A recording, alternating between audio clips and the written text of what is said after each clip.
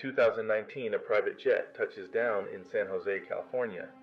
On board, Adam Neumann, co-founder of WeWork.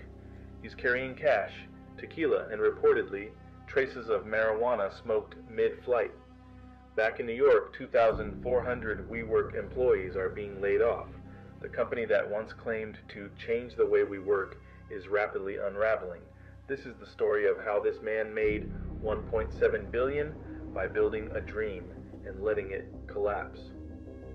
In 2010, Adam Neumann and architect Miguel McKelvey launched WeWork in New York. The idea was simple: rent large office spaces, renovate them, divide them into smaller units, and sublease them to freelancers and startups. But Adam didn't sell it as a real estate company. He called it a movement. From the start, Neumann positioned himself not just as a CEO, but as a visionary. He walked barefoot, quoted philosophers, and preached about building community and changing the world. Investors loved it. The illusion of tech. WeWork was marketed as a tech company, despite owning no software or patents. Like Uber for offices, like Airbnb for workspaces, Adam's charisma sold the dream, and venture capitalists poured in billions. One of the first big backers was Benchmark Capital with $17 million. Then came global expansion: London, Tokyo, Berlin, Sao Paulo. At its peak, WeWork had 700 locations in nearly 40 countries. But behind the scenes, the model was flawed.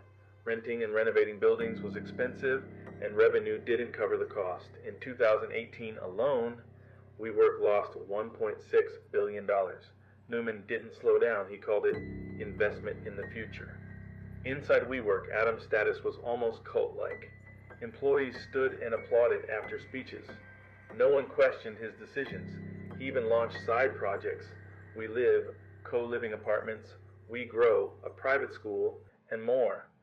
Most of them failed, but the biggest investor, SoftBank, and its CEO, Masayoshi Son, still believed. Son gave WeWork over $4 billion. Adam used the money to buy homes, a $60 million jet, and then rented his properties back to the company.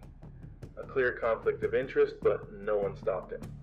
In 2019, WeWork filed to go public, but when the IPO documents were made public, everything unraveled. The company wasn't just unprofitable, it was bleeding money. Over 80% of revenue went to rent. Adam had also sold the trademark We to his own company for $6 million. The backlash was swift. The IPO was canceled. The company's valuation plummeted from $47 billion to just $8 billion. SoftBank took control, but on one condition: Adam had to go. He stepped down, but walked away with a $1.7 billion exit package.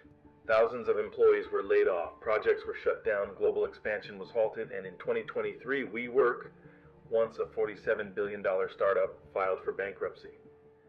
Adam Neumann didn't break the law, but he sold a dream, spent billions, and left behind a broken company.